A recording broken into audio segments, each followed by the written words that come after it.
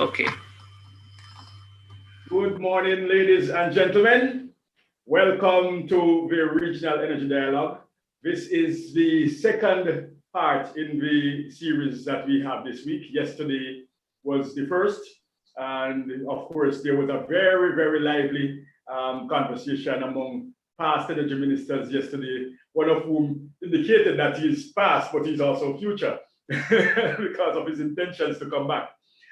Today, while keeping focus on the theme of CARICOM Energy Month, which is reimagining resilience, energy at the center, we speak to those who we could consider the workers in the vineyard, the institutions of CARICOM, that are the heavy lifters, those who are the interconnectors between the policy agenda that we set at regional level among the various organs, both the Conference of the Heads of Governments and the Council of Ministers at various levels, and of course, the implementation requirements in member states.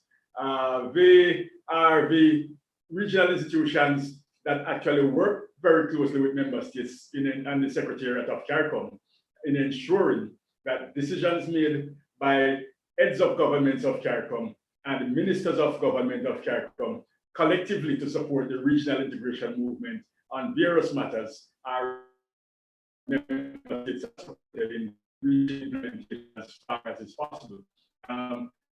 Today's particular session, with respect to the context of energy, we are speaking with three institutions in particular, and of course, we are being hosted by an institution that is not a CARICOM institution per se, but a regional institution nevertheless, who plays a significant role in the energy sector of the region. So we will be having today a conversation with regional institution leaders from the CCRE, which is the Caribbean Center for Renewable Energy and Energy Efficiency, a recent center that was established with an exclusive energy mandate, which means that the CCRE has the task of ensuring that decisions that are made at regional level in respect to sustainable energy are supported in respect to their implementation in member states. We also are speaking with leaders from the 5Cs, which is the Caribbean Community Climate Change Center.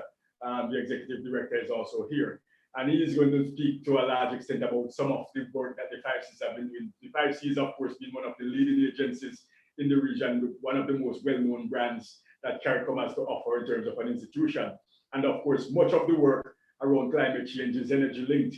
And especially as we consider the situation of resilience, we cannot speak about resilience without understanding how that fits into the climate nexus. Resilience, of course, is multivariate, multidimensional, and spans economics to social and environmental issues.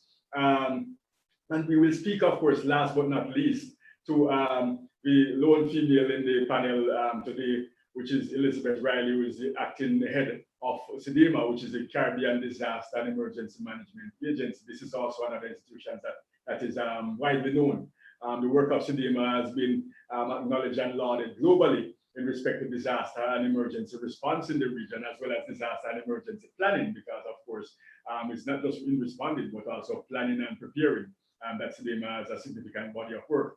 And this is a very critical discussion part of the conversation too, because within the resilience conversation, the question of how do we deal with shocks, including shocks related to disasters. Some of those disasters are extreme weather events related to climate, such as hurricanes and storms and floods. The issue of disaster preparedness, disaster management, disaster response are all central. And so the role of CDEMA in ensuring that a resilient energy sector is built is going to be important to us. As of course, we recognize too that resilience within the energy system also lends itself to resilience in other sectors. And of course, we will explore some of those, if you want to call it, connection points, or some of those nexuses in terms of how it is that deepened resilience within energy can improve the degree of resilience that we encounter in other sectors. So, you know, they will be hosted by the head of the CARILEC, which is the Association of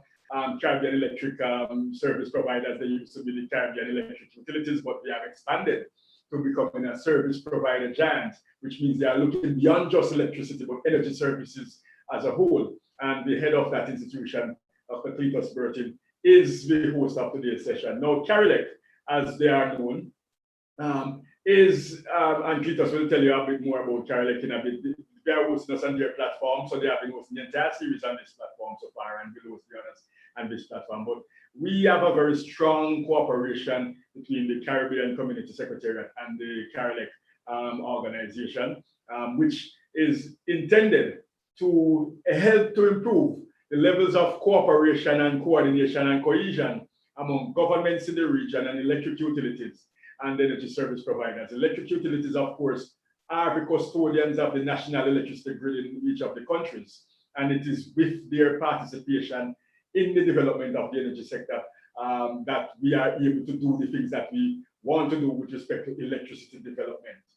We cannot make progress in a significant way in terms of our ability to deliver clean, modern, efficient, resilient, cost-effective electricity services and other energy services too, if we were to have things our way as we are now intending them to become. We cannot make this progress without the electric utilities, and we have a very strong partnership with Carolec as the basis to frame that partnership as a starting point at the level of the Secretariat, and so that we, in a sense, can promote that regionalization of actions with respect to the electricity sector. And there's a memorandum of understanding that was signed between CARICOM and Carolec in 2018. And so I would like to acknowledge the role of Carolec in really sitting at the front of a lot of the activities that we have been pursuing with respect to the energy sector within the region, albeit an organization which is not strictly a CARICOM institution, but rather a much wider institution than CARICOM itself. It's a Caribbean institution with members that are outside of CARICOM.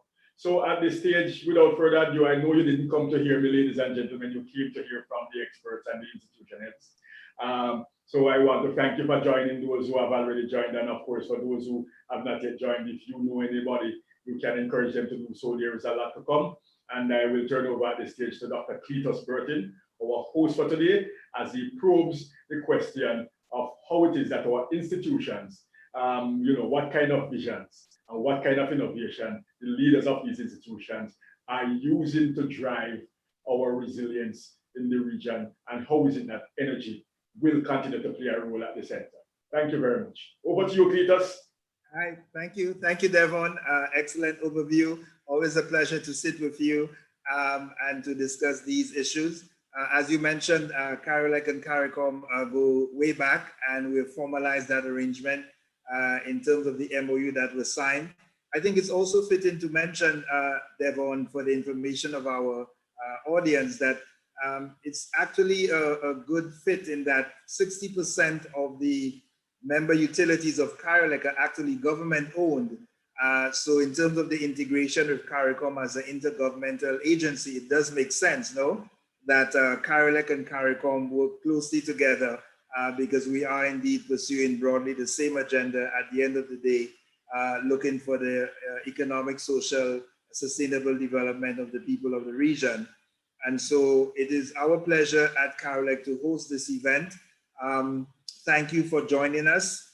We see the participant list climbing by the minute, and it's a distinct pleasure to have Dr. Gary Jackson, Dr. Colin Young, and Ms. Elizabeth Riley with us this morning.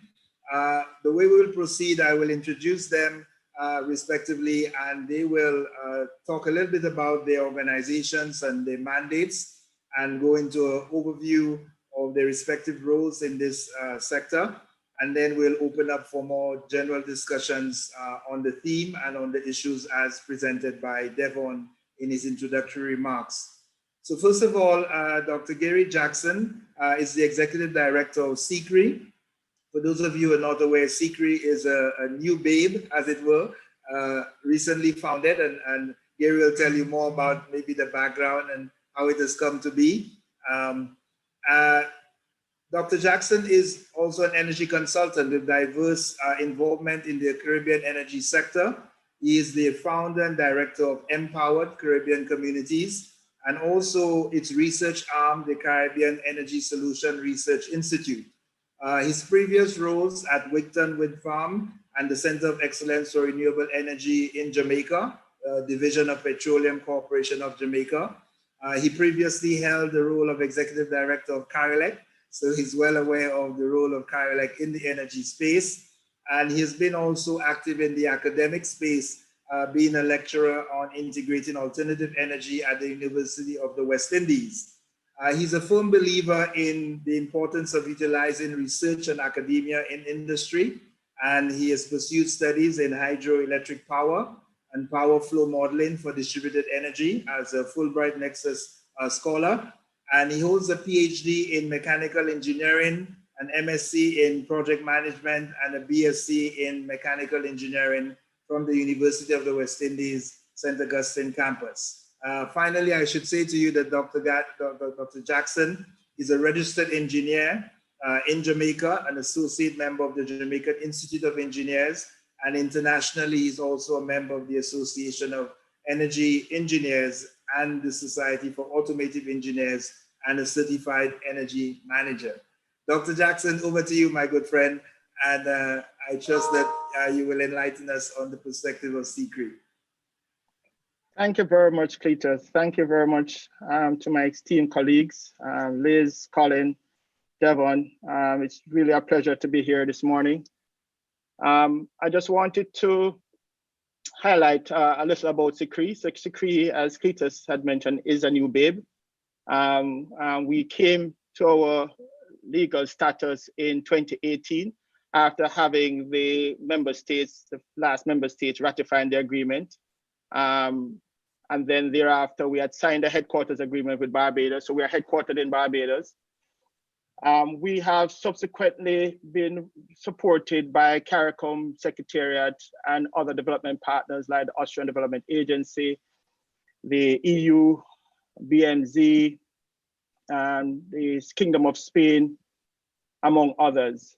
The CCRE is a CARICOM specialized agency with a mandate to promote renewable energy and energy efficiency investments, markets, and industry.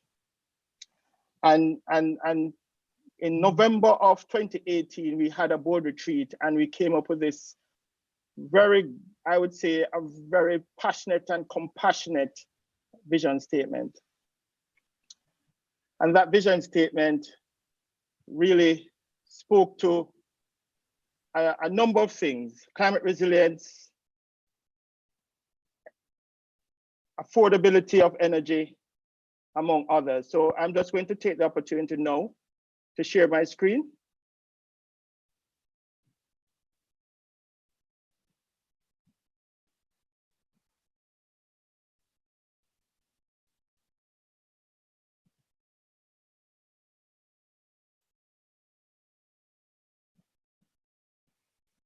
So the CCRE vision: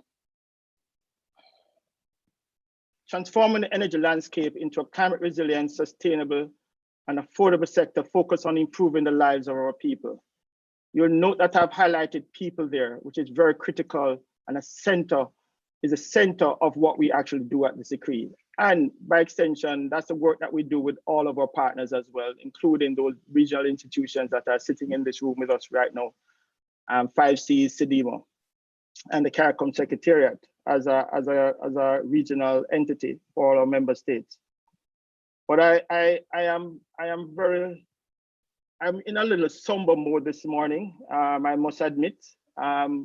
With the rainfalls that we are having, speaks to our vulnerability. And I would just like to take a moment, just about a minute, if you would bear with me. Just in recent times, I've never seen so much rainfall in Barbados since I've been here. But to know that somebody actually lost their life, a young man, 21 years old, because of the floods.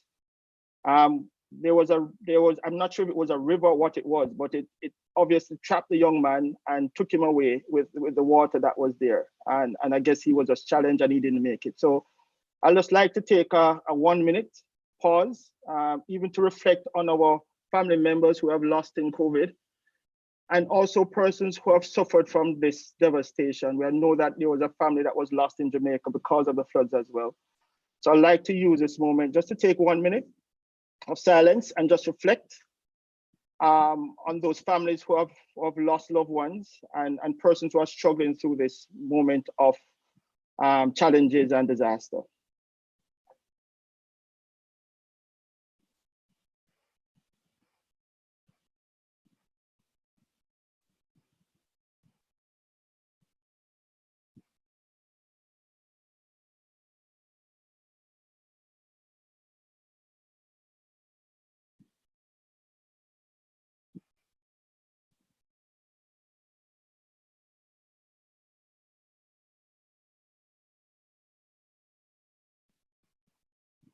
Thank you.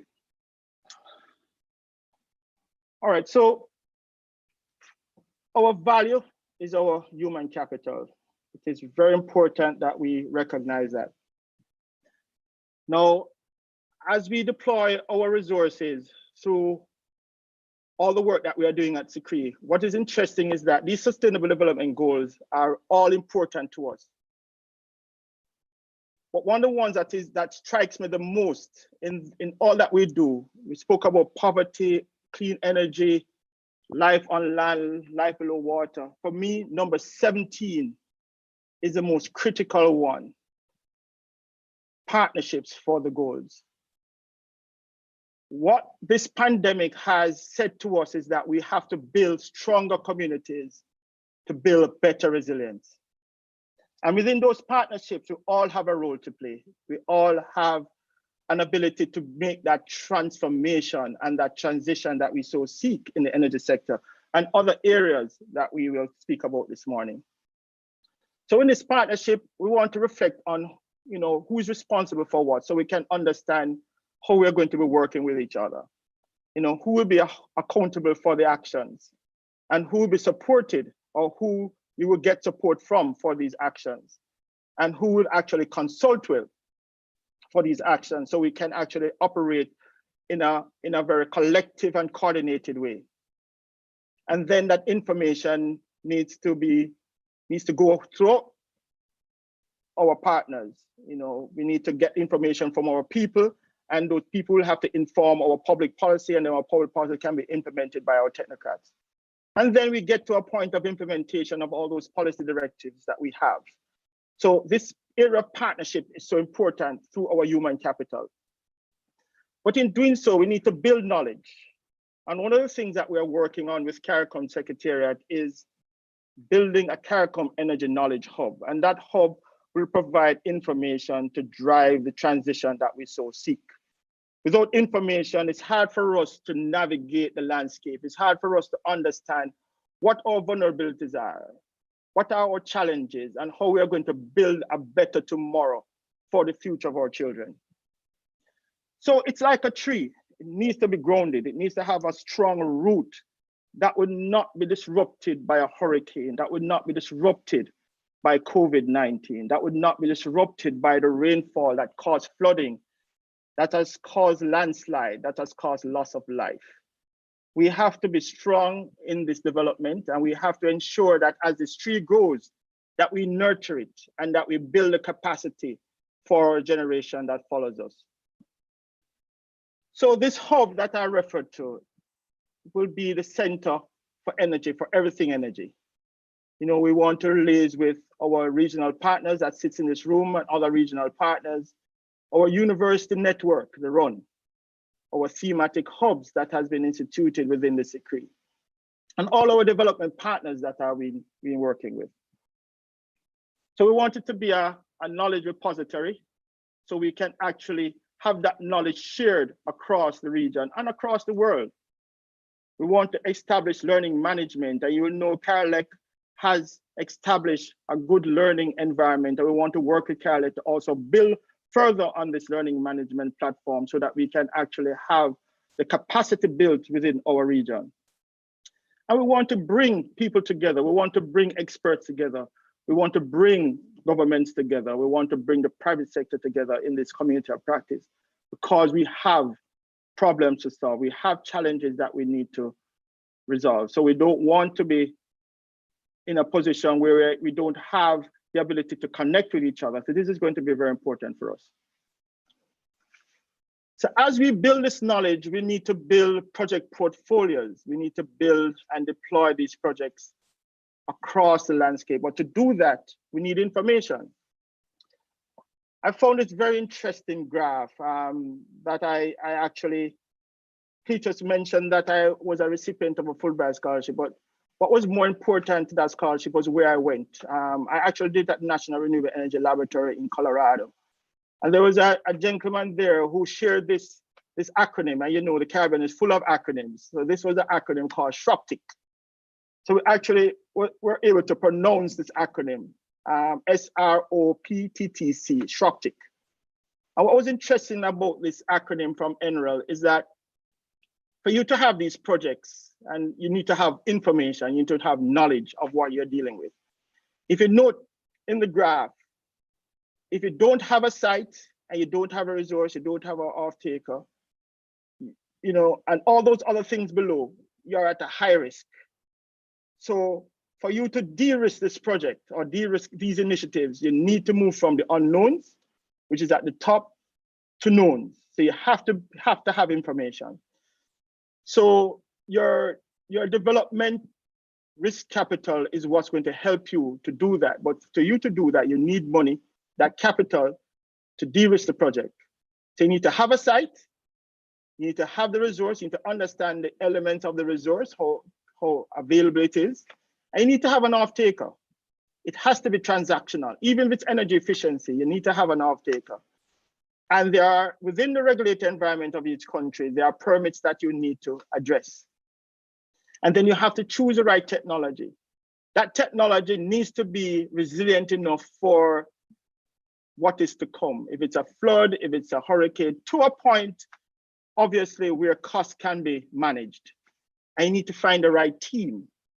We spoke about partnerships, but you have to establish the right team. And then you need capital. We did add another C to this whole dynamics, I will call construction, but within that C, there's another set of acronyms that I won't go into right now that you'll need to have. And that construction, you need to develop a methodology that is very consistent to the environment that you're working in, that is safe, environmentally friendly, and that will build better resilience for the system that you're deploying. But you will note that you'll have to eliminate these risks or reduce these risks before you can get into an investment or discussions with a financier. So in so doing, we have to work with our regional partners or financial institutions to build that capacity for them to understand this project profile and for them to understand how they're going to go from a concept to bankability.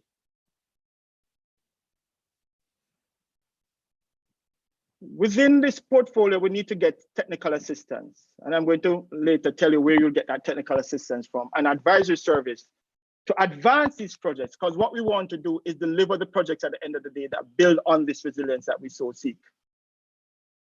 We want to be in a position where we can make developers meet investors so that they can actually share the experience, so that they can actually have a project that they actually could put in the ground and be deployed.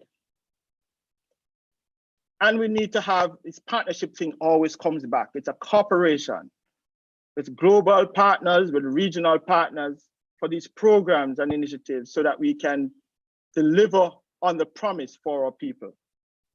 So this is very critical for us.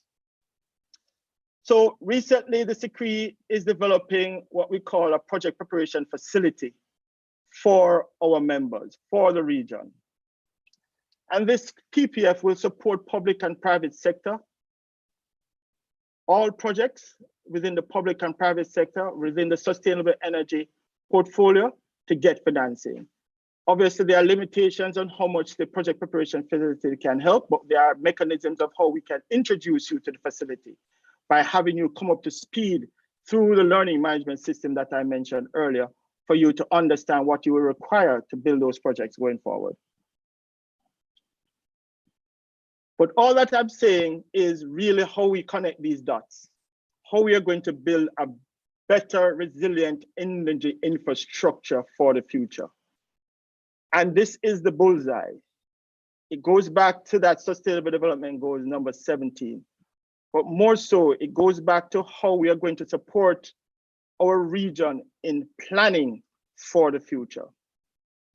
One interesting part of this planning parameter is the Integrated Resource and Resilience Plan for the energy sector, one of the areas that the CSEF is actually working on now with 5 member states. And what this Integrated Resource and Resilience Plan speaks to is looking at all scenarios as much as possible, but to narrow that down into a few, understanding the objectives of what we are trying to achieve through this plan. We know, as our vision speak to, we want to be more climate resilient through our energy infrastructure. We want to be sustainable. We want it to be affordable, and we want it to be transformative because we want it to improve the lives of our people. So as we look at this plan, we have to look at the supply. We have to understand the different technologies that we want on the supply side. We have to understand the transmission and distribution that we need to take that energy source, the power from that energy supply to a demand. But in doing so, we have to understand the vulnerabilities of that infrastructure to climate. We have recently heard in Jamaica that they have lost power because of the saturated land, and they have lost poles because of that. We have seen now a hurricane going into one of the Central American countries or two. Belize have suffered serious impacts from flooding. Jamaica have suffered that, Barbados and other countries have suffered. So we have to understand where those vulnerabilities lie. We did consider public health as an impact. However, we didn't understand the order of magnitude as it relates to a COVID-19. Now that is also a resilience and consideration for us in the future. And we also have to take note of our demand side. We have to take note of how we actually use energy and how efficient we are, because we need to optimize. We need to be very clear of how we want to use that energy to get the most out of that energy. So one input, we should get multiple outputs. So to do that, we're going to build knowledge. We're going to build understanding of what our vulnerabilities are and how the sector needs to evolve over time. And that data and data analysis is going to be important for the transformation and for the transition of each of our member states. We have grown over the years as a region, but as we move towards these aggressive targets, these ambitious targets, we need to be in a position to prepare these projects properly to be delivered to meet the needs of our people. And we have to do that in a way that is responsible, sustainable, and climate resilient. And we need to get the information out. We don't want to keep secrets from the people. We want them to understand what we're trying to do for them, because they are also a part of the solution. So we want them to respond to the actions that we're taking. We want them to respond to the policy directions, because it's for them to help us to get to the end of the pipe. So I just want to leave you with this. The people informs the policy, and the policy supports the people. The policy informs the plan, and the plan also drives policy change. And the plan equates to projects, and the projects supports the people. Thank you very much.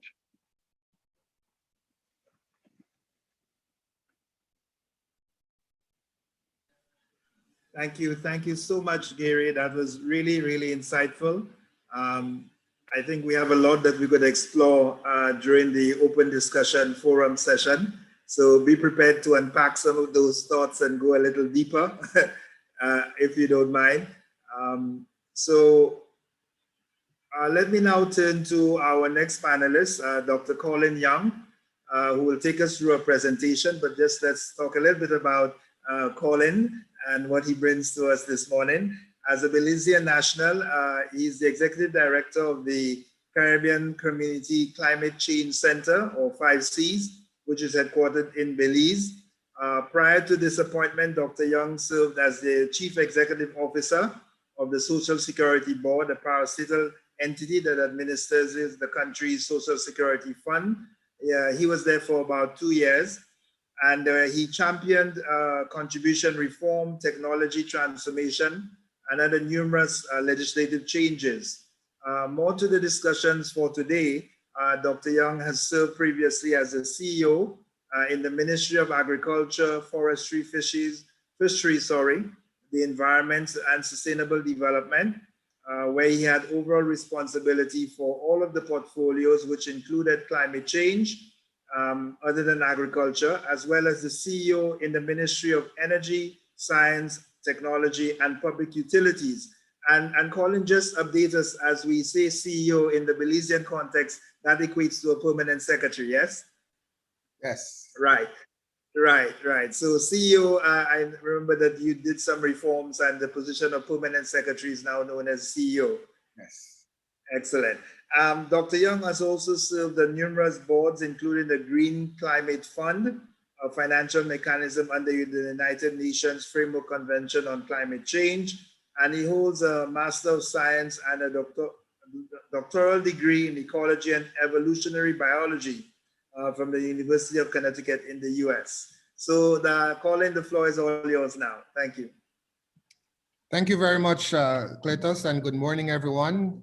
I want to acknowledge the CARICOM Secretariat and CARILEC for their very important role in convening this very important session for the Energy Month, and particularly looking at the vision and innovations in the energy space. And unlike my friend Gary, the 5 Cs have been around for a much longer period of time. The center was established in 2002, and it became operational in 2005. And as you just rightly said, it is located and headquartered in Belize. And so I will now share my screen with a very brief presentation. Let's see if that works.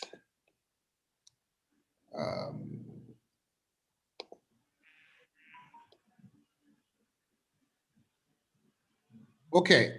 And so since 2005, when the 5 Cs is, like the other CARICOM institutions, is a specialized agency that was set up in this case to coordinate the region's response to climate change and its impacts.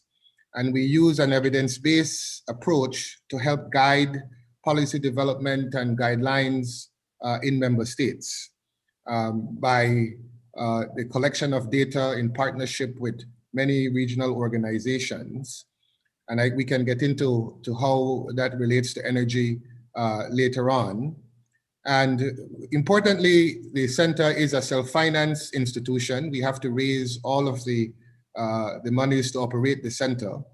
And in doing that, we also work very closely with member states to mobilize climate financing for implementation of various mitigation and adaptation projects, many of which include energy efficiency and renewable energy projects within our member states.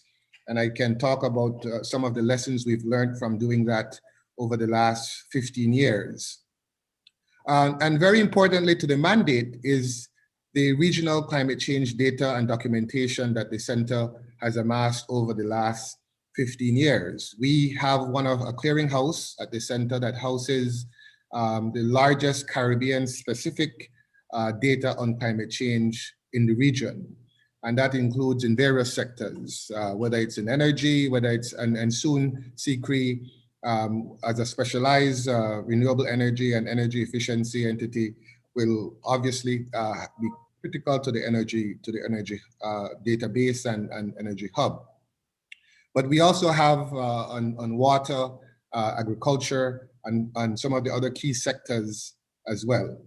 So that's our mandate. And for 15 years, the center has been delivering on this mandate to member states. Gary mentioned just now how important partnerships are for delivering on the work that we do. And the same is absolutely true for the 5 Cs. In fact, this slide here shows some of our regional partners that we collaborate with. And in some cases, we have very strong partnerships, and others we need to ensure that we bolster and strengthen the partnerships we have. Because what is absolutely clear is that climate change is everybody's business, and we need an integrated approach to how we address the various impacts from climate change. And so having a very clear understanding of the strengths that each of us bring to the table has served the 5 Cs very well in the execution of its mandate.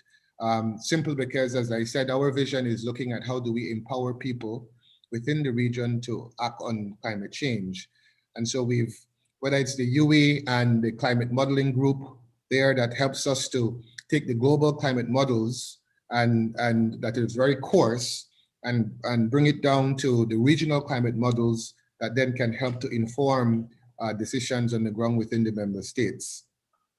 Liz will talk about CDEMA, so I won't mention anything there. And CIMH, for example, very critical to the work we do because of the monitoring stations that are all across the Caribbean, that we look at sea level rise, for example, and we have these coral reef monitoring stations that are also throughout the Caribbean that can help inform policies and decision making. We also have a wonderful partnership with international agencies that are key to the work of the center. And I don't want to repeat what I just said, but I want to underscore the point that Gary raised, that that Sustainable Development Goal number 17 about partnerships is at the forefront of what it would take to get the kind of harmonization and alignment across the region and among the various institutions to ensure that we are not duplicating efforts, that we're leveraging opportunities, that we're leveraging strengths, and that we're leveraging the experiences that we've gained over the last decade or so in terms of climate change adaptation, climate change mitigation. The center was commissioned by the heads of government to prepare the regional framework for achieving development resilient to climate change. And the center did this on the request of the heads, and it was approved by the heads of government. And I just want to highlight the last two sessions here. If I can just go back. In terms of, as it relates to today's conversation about promoting actions and arrangements to reduce greenhouse gas emissions.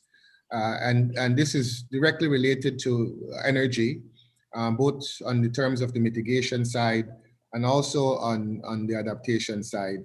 And of course, the last one in terms of how do we look at promoting specific adaptation efforts to ensure that the vulnerable sectors, including energy, that those are being addressed. Since this regional framework has now been revised, and it's now being called the Revised Regional Framework that the center has in partnership and funding from CSEF, is now in the process of moving through to get this to the heads of government where it can be endorsed again. And in a way, what this is, it provides a high-level strategic plan for the center and for all of the region's agencies. And that will eventually develop into an implementation plan that goes into the specific actions that CDEMA, that CIMH, that CARICOM Secretariat, the 5 Cs, CCRE, and all of these other entities would be able to work towards. Now, the framework is not a directive, but it's a broad plan that was extremely consultative and highlights what are the priority areas that we would want to focus on in the next 10 years. And while the first regional framework was 5 strategic elements, the second, the revised one now has 11 strategic elements. And I will just briefly speak on, again, 2 that are very important for today's conversation. And that's number 2, which we're looking again at effective implementation of adaptation measures, in this case, across all of the primary and key sectors, but today we're talking about energy. And so looking at how do we climate proof our energy infrastructure, whether that's the substations, the transmission lines, the poles, as Gary mentioned, in terms of falling over because of the saturation of the soil and so on. And then of course, you can see that the reduction of reliance on fossil fuels is still there. So how do we scale up renewable energy within our region? How do we attract the kind of private sector investment at scale for us to be able to wean ourselves off the reliance on fossil fuels? And so this, we hope, will set again the broad strategic direction to get the kind of harmonization among the agencies in the region and our international partners to implement specific actions to ensure that we improve the resilience of our member states. Now, as it relates to the framework, the 5Cs has primary responsibility to really do three things. One is we continue to provide the technical support and guidance to the member states and the various implementing agencies.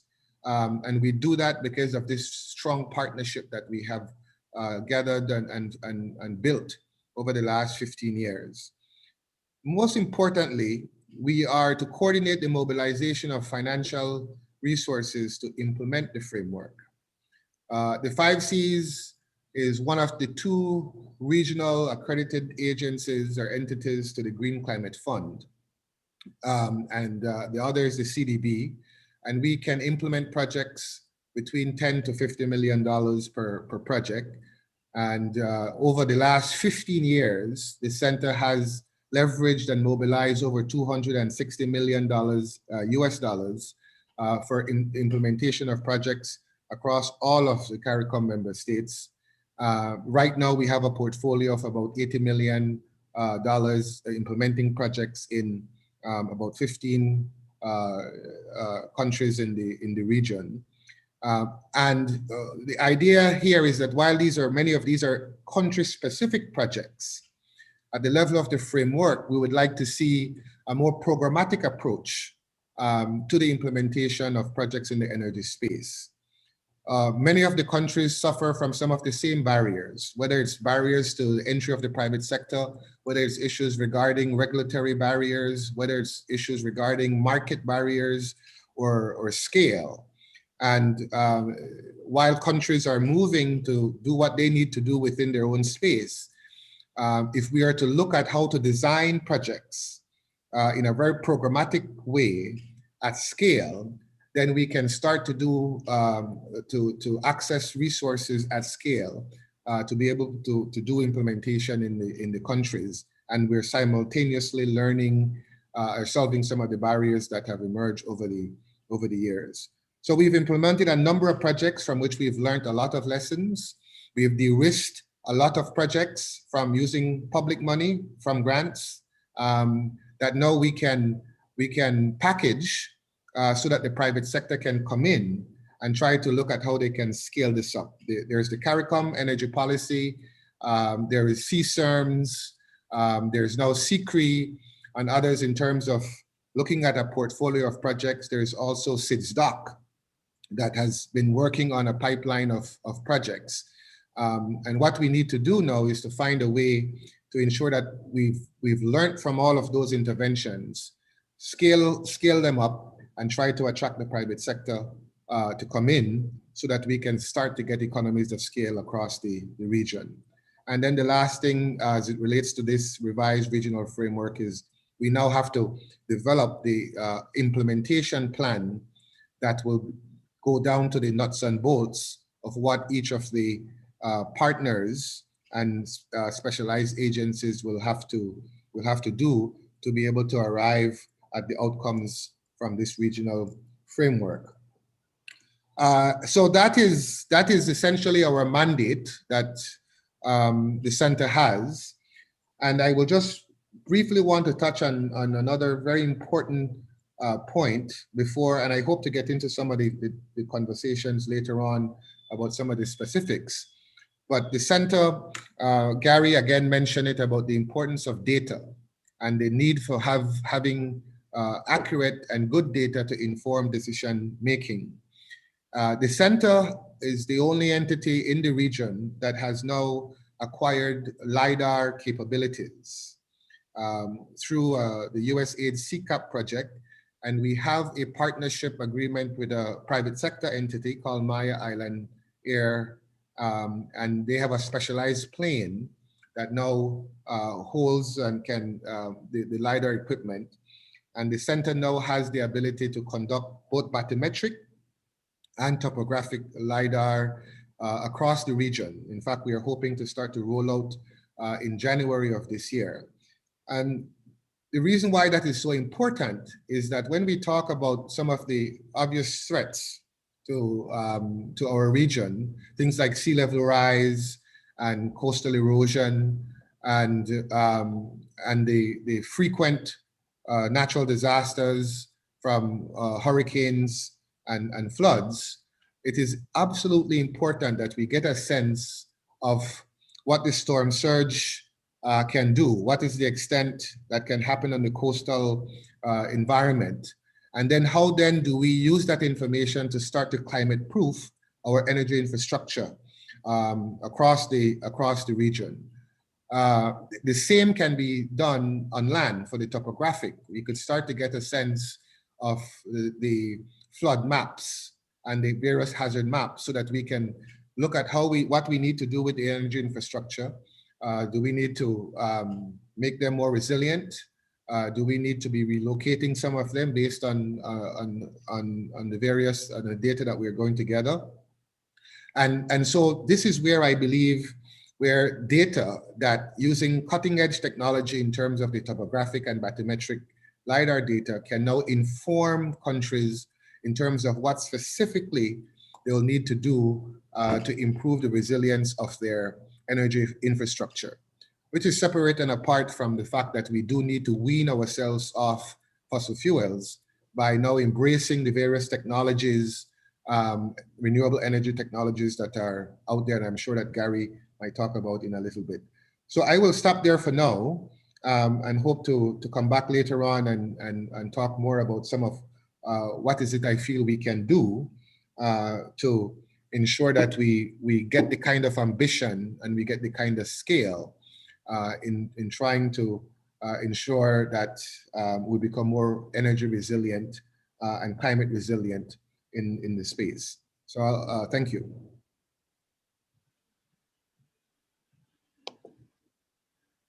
Okay, thank you so much, Colin. That was very insightful. We thank you for that, and we'll come back and probe a little further into some of the issues that you raised during your presentation. And to our third panelist, I'm sure Gary, neither Colin would mind me saying that she is the rose between the thorns, and she is representing a critical agency at this time. Ms. Riley, Elizabeth Riley, is the Executive Director acting at CDEMA. I'm sure everybody in the region, yes, indeed. Everybody in the region will be familiar with CDEMA, the Caribbean Disaster Emergency Management Agency. And she has held the post of Deputy Executive Director since April 2012. And she also acted as in the deputy position between 2008 and 2012. So Ms. Riley has over 20 years experience. You may not see it by looking at her on the screen, but over 20 years experience in the area of disaster management at the regional and international levels in various capacities. And as the Deputy Director, she has overall responsibility for the agency's technical programming, provided strategic guidance in the areas of preparedness and response, mitigation, recovery, education and training, and information management, which we have spoken to throughout the morning so far. At the operational level, Ms. Riley played a leadership role in the coordination of regional responses to numerous disasters and events, from Hurricane Ivan in 2004, the Haiti earthquake 2010, and numerous other cyclones that passed through the region. Her field experience, obviously, with CDEMA would have included the aftermath of Hurricanes Irma and Dorian, would recall these more recent.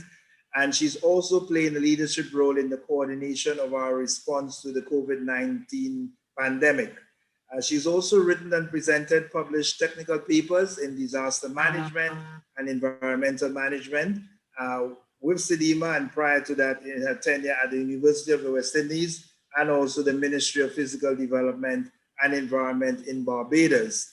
At the international level, she's also contributed to a range of technical advisory committees, and she's currently the Vice Chair of the ICG Caribbean Early Warning Systems Group of Experts on Coastal Hazards, and also sits on the Regional Advisory Group leading the implementation of the regional strategy for Latin America and the Caribbean on disaster risk management in agriculture, food, and nutrition sectors. And finally, I must say to you that Ms. Riley holds a Master of Arts degree in the Environment and Development from the University of Manchester in the UK, and a BS Honours degree in Geography from the University of the West Indies, a Master's Certificate in Results-Based Management and Monitoring and Evaluation from the University of Laval in Quebec. So over to you, Liz. Happy to have you. Good to see you. And we look forward to hearing from you. Thank you so much, Chair. I'll just share my screen.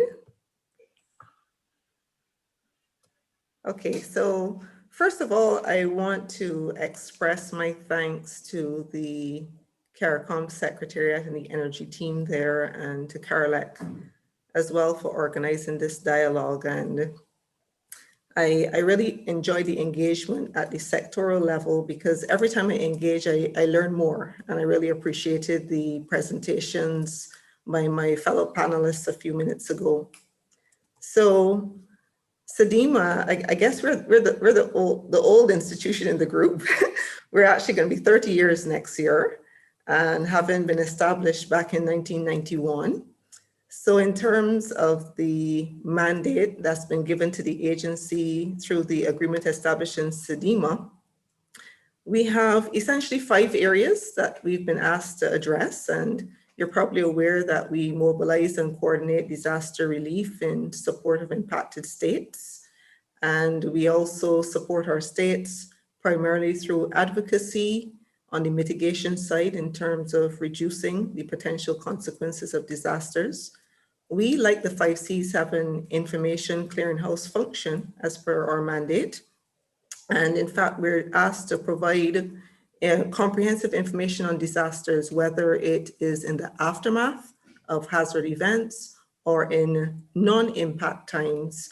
And we do have also on our website a repository through our Caribbean Risk Information System, where you can find a diversity of information on things disaster management, including at the sectoral level. We invite you to have a look if you're interested. We do have a remit also for encouraging disaster loss reduction, and we do so through partnerships. And partnerships has been a recurring theme in the previous presentations, and you're going to hear it again in the SEDEMA presentation, because for us this is very important. And engagement with the energy sector is also very much about partnerships. And finally, at the bottom of the diagram on the left-hand side, we also have a remit to look at the establishment, enhancement, and maintenance of adequate emergency disaster response capabilities in our states. And we do so in various ways, whether it be through exercising the work of our regional training center and training programs, et cetera, across the region. So we have a fairly big geographical remit, as you can see from the right-hand side of the diagram. Our territories include from Belize in Central America in the west, the Bahamas Archipelago in the north, all of the former British territories within the Caribbean, the English-speaking territories. Haiti is a member of SEDEMA as well. And if you come all the way south, we include Guyana and Suriname in South America. And the key message from this slide is really one of diversity. So we have diverse geographical spaces. We have diversity with respect to the energy profiles of our states. We have diversity with respect to the capabilities and capacities within each state. And very importantly, diversity in terms of the types of hazards that we face. So the previous presenter, Dr. Young, talked about climate, and of course the climate-related hazards are very important within our region, as you have seen over the years, but certainly very much so through this hurricane season. We haven't had a direct impact per se on any of the SEDEMA participating states, but certainly what we're seeing is the implication of severe weather events, and sometimes these can be as devastating as systems that may have catastrophic winds, etc. So if we look to the way forward in terms of how we have charted our path over time. Since 2001, the agency has been working with a regional strategy similar to 5Cs. Our strategy is called the Regional Strategy on Comprehensive Disaster Management. It's in its third iteration, covering the period 2014 to 2024, and it focuses on the whole issue of building more resilient and sustainable states. And how do we do that? Well, through 4 main entry points, which if you look, they're very much relevant to the energy sector as they are to many other sectors. One is related to institutional strengthening, because it is really through our appropriate enabling environment, governance arrangements, and stronger institutions that we can deliver on the resilience mandate. And I'll say a little bit more about that resilience conversation just in the next slide. Knowledge management is also very important, and our previous speakers picked up on this and emphasized the point of the importance of evidence-based decision-making. In other words, it has to be risk-informed from our perspective. And the strategy provides a specific space for sector-related conversations on resilience through the third area, which talks about sector integration of disaster risk issues. So there's a diversity of sectors we've been having the conversation with. The energy sector we've been engaging with primarily through the regional task force. And the final area or result area identified under the strategy is on the area of community resilience. And of course, energy is a very important discussion area and contributor to the communities and livelihoods as well. There are a number of cross-cutting themes across the bottom of the diagram in black: gender, climate change, ICTs, and environmental sustainability. So what has been the implication of this diversity of hazards that we face? And I just pulled a small snapshot. This is damages, not losses, just damages to the electricity or power sector from Irma and Maria in 2017. And it's reflected in US millions. And you can see that there's been significant disruption with respect to the electricity sector in the aftermath of events. And unfortunately, this is a common story. And as I indicated, it is associated not just with our climate-related hazards, but also very much a feature when you see the implications of seismic hazards. We've had earthquakes in the region, for example, Haiti 2010. So this is a common story that tends to come through. So in the aftermath of Irma and Maria in 2017, the heads of government asked SEDIMA a very important question. They said, you talk a lot about resilience, but what does resilience really mean in the context of our CARICOM states? And it caused us to enter into a consultative process with a diversity of our partners. And coming out of that process, we identified 5 key pillars. And even though they're presented separately in the diagram, they're very much integrated and interrelated. So the pillars speak to resilience being about social protection for the marginal and most vulnerable. You've heard this in one of the earlier presentations. It's about looking at enhancing economic opportunities, because at the end of the day, livelihoods and looking at economic activity at the macro level is very critical to having resilient states. Safeguarding our infrastructure, and you've heard from previous presenters on the types of impacts that we've seen on the energy sector in the aftermath of events. So we have to protect our infrastructure.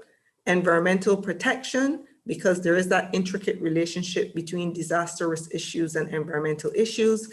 And of course, operational readiness and recovery. And I'll come back to that in the final slide when I talk a little bit on some of the things we want to see going forward in the vision. Encircling the pillars, you will notice some smaller boxes, and these are also important. Some of those points have already been raised, but these are common threads which help to bind the pillars together. And probably they will come up a little bit more when we get into the discussion.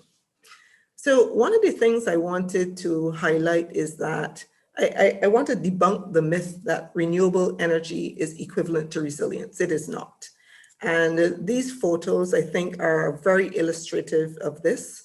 The impact to the South Riding Point refinery in Grand Bahama as a result of Hurricane Dorian, and this is captured on the left-hand side of the diagram, also resulted in very significant environmental implication and cleanup effort in the aftermath of Dorian's impact. But on the right-hand side, this is the 1 megawatt solar PV installation in Anguilla, which was destroyed by Hurricane Irma.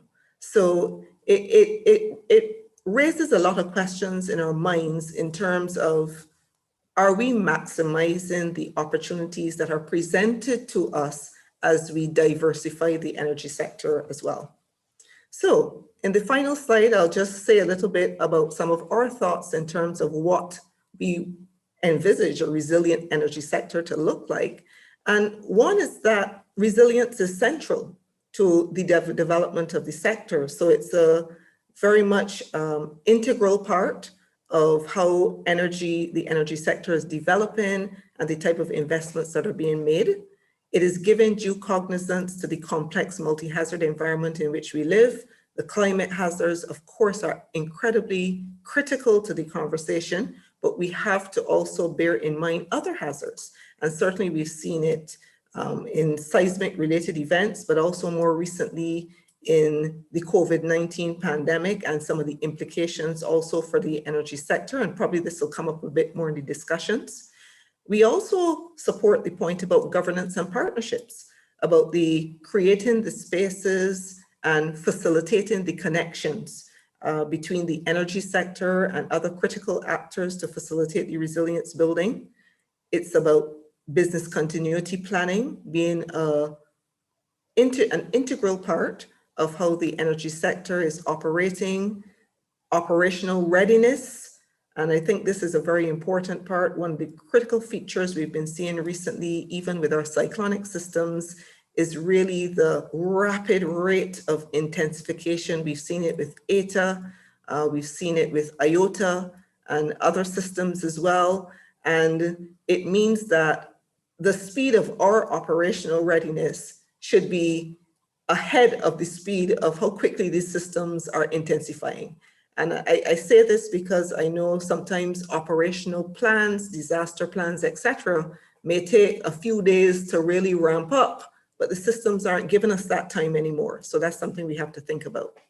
The opportunities, I think this is a critical point, how we're really grasping the opportunities for better innovation, for directing our investment in a resilient way. And we were looking at the renewable energy, the PV installation, but also for diversification and seeing the disaster events as opportunities to diversify the energy mix. I think that's critical. Recovery planning is key, and probably I can talk a little bit more about that during the discussion session and some of the work that we're doing on the recovery side.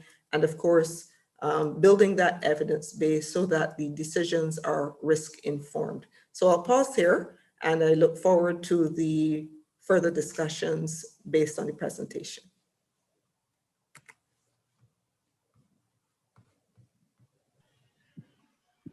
Thank you very much, Elizabeth. Quite comprehensive presentation. I particularly like the pillars of resilience that you outlined, and I'm sure we'll have a little more detailed discussion of it shortly. There are a few questions coming through on the Q&A and on the chat, so I would really want us to focus initially on these. I know a couple of them have already been answered, but I will pose one to the panel. If it resonates with anyone, you could feel free to jump in.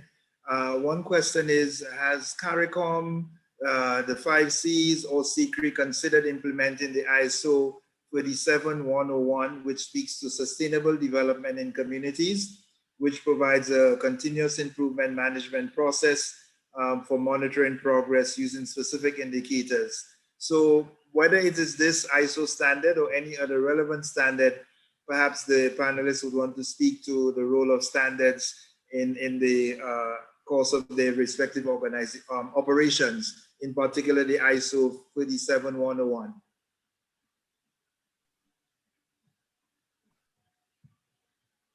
Perhaps I could kick off. Yes, please. Okay. So community resilience, as you see, is one of the results that is identified on the CDM strategy. And whilst we have not specifically looked at the integration of the ISO standard reference, we have been discussing with our civil society sector partners, delineating a standard for what constitutes a resilient community. So we've been talking a lot about this in terms of the kinds of skill sets that we would want to see reflected within the community, the types of risk information that's available to the community, how it informs the community disaster planning, standards with respect to exercising of that plan, and really feedback loops in the aftermath of events and how we can strengthen community resilience in that regard. But I thank the person from the audience who raised the point. I do think the issue of the integration of standards is very key. And this is a conversation that we in fact have been pursuing with CrossQ to see how we can better integrate the established ISO standards within the work of CDEMA. Thanks. Excellent. Thank you. Thanks. And I just wanted to add to that, Cletus. Thanks for that, Liz, and for the question from the participant. So as Liz mentioned, the CrossQ is actually operating within the quality infrastructure for the region. As a matter of fact, they are the thematic hub for CCRE for quality infrastructure. And one of the things that was recently deployed was the Caribbean Regional Energy Efficiency Building Code that will speak to a building, but as it relates to sustainable development and sustainability for communities, as Liz mentioned, that is part of the integration that will need to happen as a next step. And I think one of the critical things is a consultation that we have within the communities of each of the member states, and for the political directorate to help to drive that consultation for us to have a better understanding of what the requirements or the people needs are, so that they are part of that solution going forward. Thanks. Great, thank you. And just to add my voice, I agree with both what Liz and Gary said, especially at the level of the communities and the communities' resilience. I think the whole idea of inclusiveness and having the people who are being impacted by the various interventions and by climate, the various hazards, I think it's imperative on all of us and all of our institutions to aspire to fulfill the sort of the guidance that come from the ISO standards, including this one in terms of sustainable development in communities. So the 5Cs does not have that particular standard yet, but what we do try to do is to ensure that the countries in which we work and the projects that they're implementing adhere to the tenets of these of the standards. Great. Thank you, Colin. Thank you, Gary, for adding to Liz's response. Another question coming through, which may more speak to Gary's interest. Given the vulnerabilities to climate and weather risk across CARICOM, the question is, how can the design, selection, and location of RE installations be adapted to manage the aforementioned vulnerabilities? I see Colin nodding as well, so you may want to jump in after Gary speaks. All right, so within the technology and its ability to withstand certain climate events, work has been taking place in that area to actually strengthen infrastructure. But more so, one of the things that we're doing under the Integrated Resource and Resilience Plan is actually understand where the vulnerability exists. So we have vulnerability maps for flooding, droughts, because as Liz says, renewable energy is not the panacea. It also is seriously impacted, and she has seen that 1 megawatt plant in Anguilla. I know CDB had developed some work in relation to solar systems and being up to a category 4, I think. But more than that, you need to understand a lot more about climate events in particular areas within the system, within the island. And the IRP is actually setting up to do what you call the least regret path. So you may not be able to eliminate all risks or all events that will impact the system, but you'll be able to use empirical information based on the climatology or whatever it is that we get from, for example, the Climate Institute of Meteorology and Hydrology, CIMH, who is a partner of us. Yourself, Cletus, in relation to what utilities would have experienced over time, the work that 5Cs would have been doing in relation to climate information, and the work that SEDEMA is doing in relation to response and the difficulties they may have in those reverse response actions. So all of that combined is what we'll have to use to develop and understand the integrated resource and resilience plan deployment to ensure that the plan reflects the least regret. I know before in most countries, we used to do what we call least cost. But one of the things that we have to understand as we move to a least regret path, there's an adaptation strategy that will have a cost implication.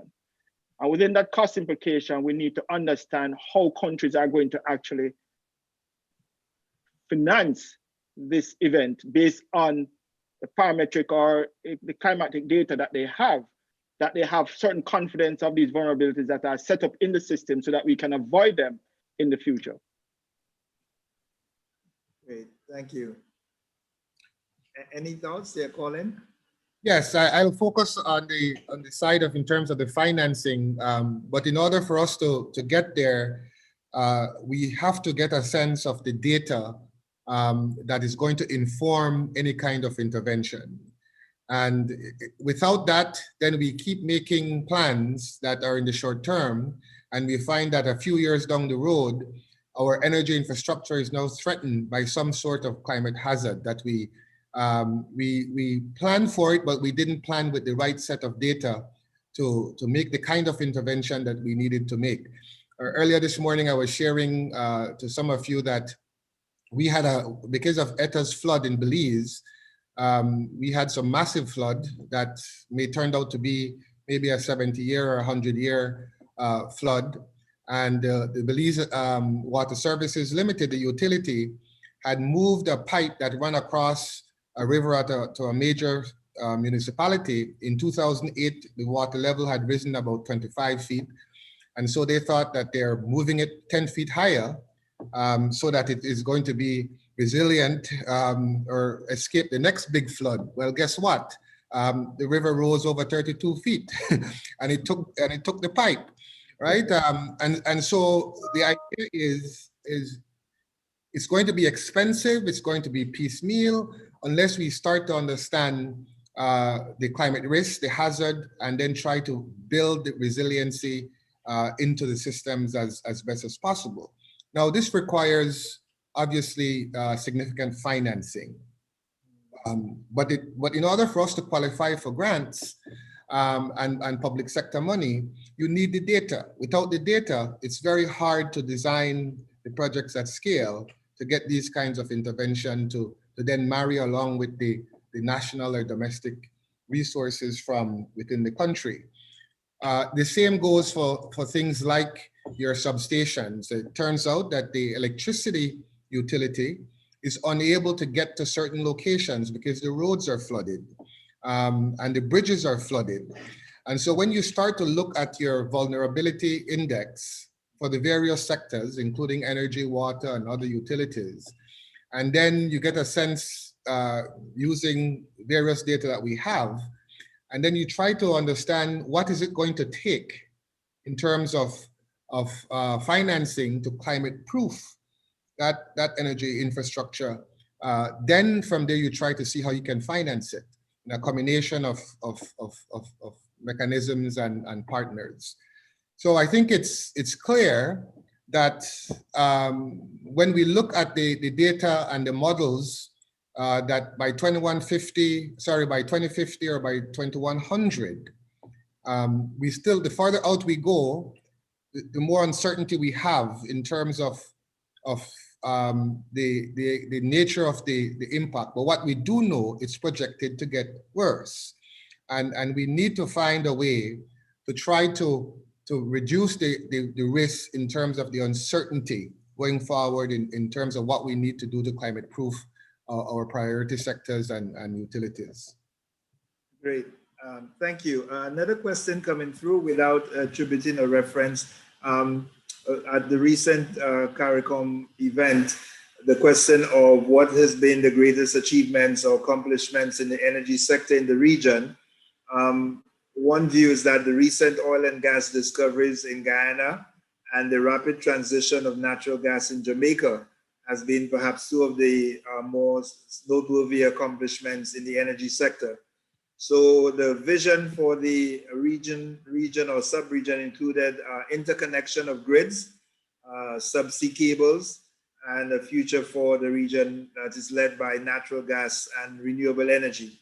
So the question is, with this introductory statement that was asked, in the context of mitigating climate change and building resilience, what's the panel's reaction to the view that the recent accomplishments and our predicted future in the energy sector? Recent accomplishments being the oil and gas discoveries in Guyana and the transition to natural gas in Jamaica.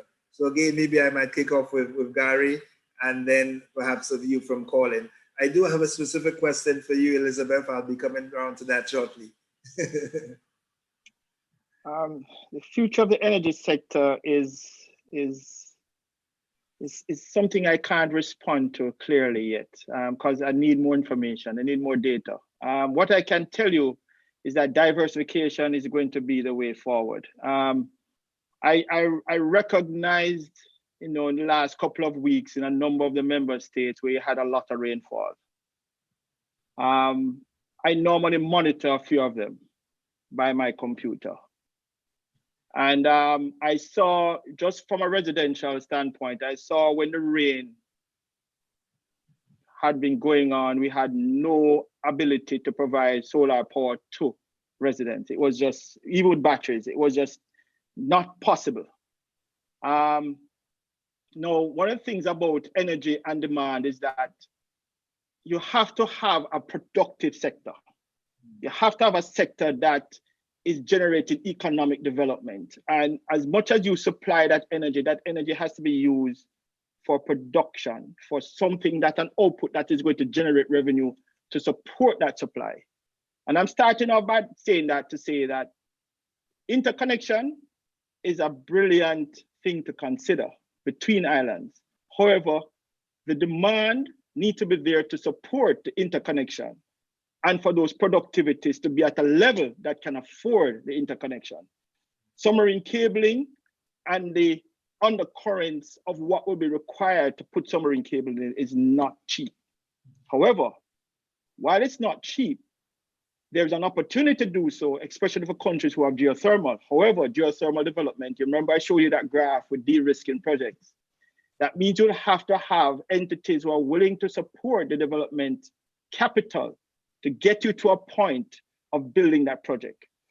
I'm saying all that to say that every single resource has a risk.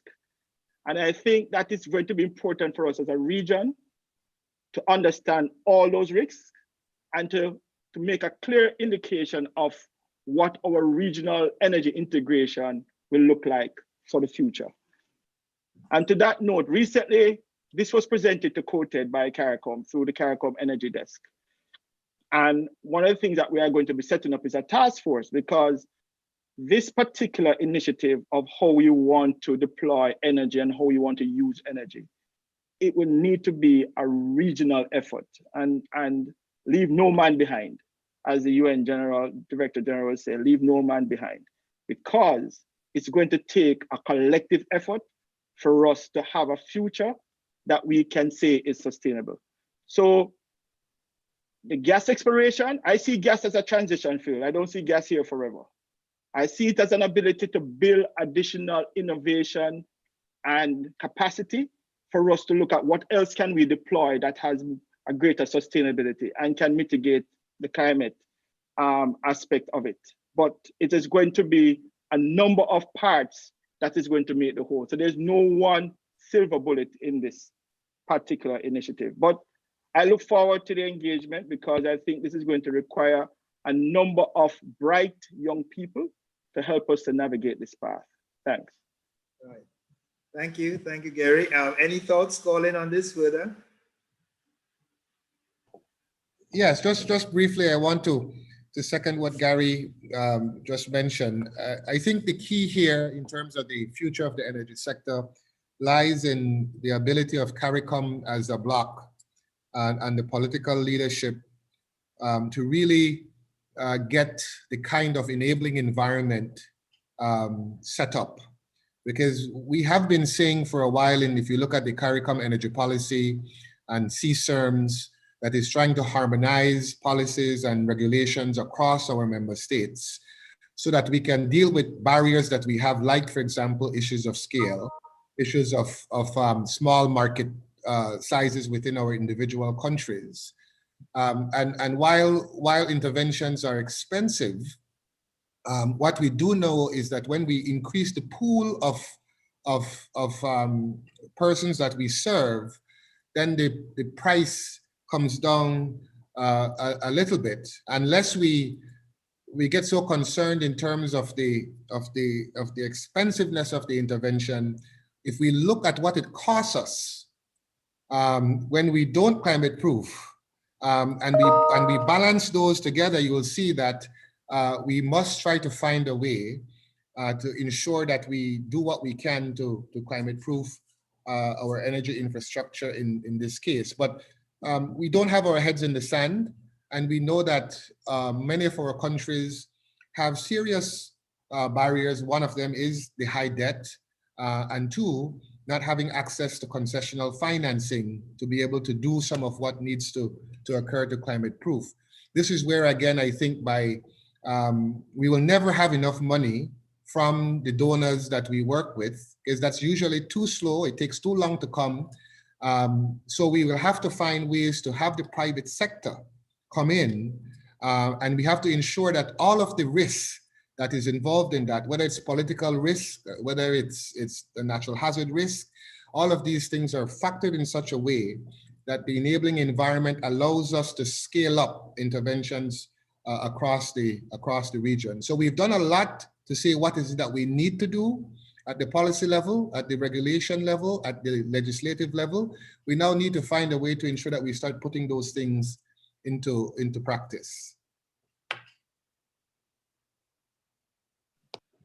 Thank you very much. If I could turn my focus to CDEMA, when I listened to you, Elizabeth, I noticed that one of the key things that struck me was a clear articulation that we're in a multi-hazard environment, and it would take a multi-sectoral, or as you put it, sector-integrated response, and layered upon that is a multi-layered approach. So your pillars of resilience really struck out. So my question is, what aspects of the pillars cause you the most concern? What keeps you up at night in terms of the pillars that you think we need strengthening the most?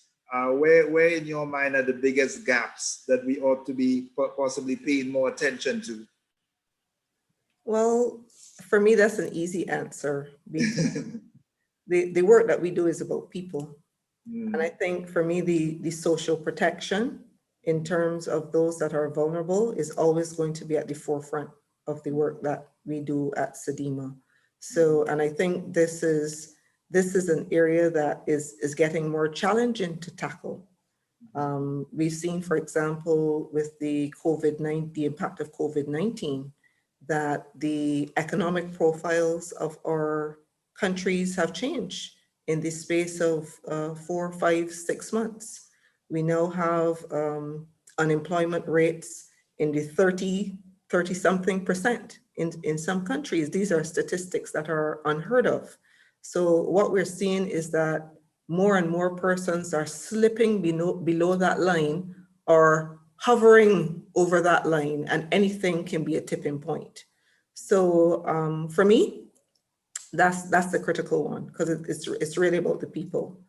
I just wanted to comment briefly on the previous question, not to, I know the expert Gary has spoken on the future, et cetera, but from the disaster management perspective, we've been watching, of course, with great interest what has been happening in the development of the oil industry in Guyana, because it has implications in terms of the types of capabilities that we now need to be developing within this region. Potentially, for example, with oil spill. And certainly a few weeks ago, well, the discussion, I think, is moving to a point of resolution, but we had the conversation about the FSO Nabarima in the region and the potential implication of a spill there. So I want us also to make sure that we can swing the pendulum either way with respect to vulnerability when we're doing our investments. So we can increase or we can decrease, and it's a choice that we make. Thanks. That's a great point. Thank you. There's a question, Gary, related to your discussion or your point about the youth engagement in this. And so the question was, as part of the younger generation, what opportunities are there for young persons to join this journey in terms of solutions to tackle energy diversification and transformation? I know that we have the REAP program, the Regional Internship Program ongoing. So you may want to speak a little bit about that, but any other thoughts on opportunities for young persons to play a significant role in this journey? Thank you, Cletus. So yes, I thank you for that question. As you mentioned, there's a regional energy apprenticeship program that recently started. So right now, the CCRE, with other institutions like Carolec, I think CDB, and a number of other institutions are participating in this particular initiative. We currently have about 3 interns, recent graduates from the University of the West Indies within the region. They are working with us with the Integrated Resource and Resilience Plan that we are developing with our member states currently, and also working with project preparation for what would have emanated out of these plans. However, what I can say for these youngsters is you should liaise with your project developers. A lot of countries are going through auctions now as it relates to deploying additional renewable energy resources. And I think this might be an important part for countries to recognize the value of youth and have them participate in these interventions as well through some policy direction as it relates to engaging these young persons who are coming out of a university after an auction that a country may have through a solicitation. They may be developing a wind farm, they may be developing a hydro facility, or they may be developing some combined heat and power plant that is using natural gas. It's an opportunity for countries to say to project developers, at minimum, engage so many young people who have this first degree or who have this vocational training in a particular area so that they can be engaged with the development, so that capacity can be retained within the region.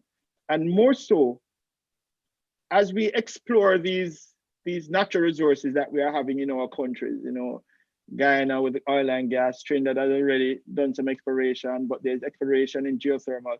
These capacities are going to be more than what the country can use. So there's an opportunity for us to develop innovation and technology that can be exported. And I challenge the young persons to be a part of this technology advancement that can drive change in the energy space that can not only retain here, but also be exported to the rest of the world. Great. Thank you, Gary. A question back on the question of climate hazards and for SEDIMA, consideration of the increasing number of Cat5 systems. What is SEDIMA's role in preparing the region for an increase in weather activity now and in the future? I know, Liz, you would have spoken to some of that in your presentation, but if you could just highlight any sort of ramping up in terms of efforts for disaster preparedness that SEDIMA has been taking a lead on in light of the climate impacts on the systems that we see coming through the region. Yeah, certainly, and thanks so much for the question. I could say it very simply. We have to plan for the catastrophic. And from our side, SEDIMA has made certain adjustments with respect to the planning scenarios with the regional response mechanism. We have ramped up on our deployment personnel. We're training a lot more deeply now so that we are working with multi-country impacts in our scenarios and looking very much at the catastrophic. We've integrated an ICT team into our deployment team arsenal now, and this is a feature we didn't have before, and that's because when we have the catastrophic impacts, the connectivity is really a very fundamental issue. So there's a range of things we have been doing. It's been integrated into our exercising.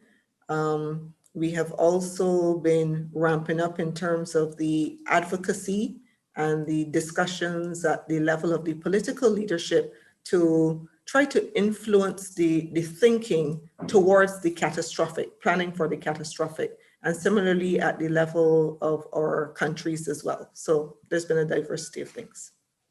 Great, great, thank you. Colin, you mentioned earlier wanting to shift to a more programmatic approach in light of the common barriers. You mentioned that you have about 80 million in projects in 15 countries.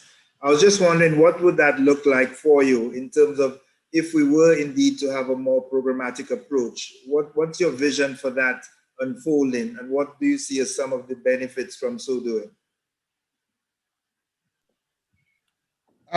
Yes, those are over a number of different climate action areas, of which since 2007, in terms of the energy space, we're talking about 20 million, which is a drop in the bucket in terms of what would be the needs to look at improving resiliency across the region. The benefits of a programmatic approach is that when the 5Cs has been implementing projects for over 15 years. And we work with a network of donors, including recently the biggest donor to the 5Cs on behalf of member states would be the Green Climate Fund. But we are currently implementing projects through the EU, the EU GCCA plus. We've worked with USAID, we've worked with the UNEP, and with the and other donors. But when we look at what it takes to design a project at scale in a country, from design to funding to disbursement, you're talking on average about 2 years to get the kind of projects on the ground. And most of that time is the issues of not having enough data to inform exactly what is it that we want to do.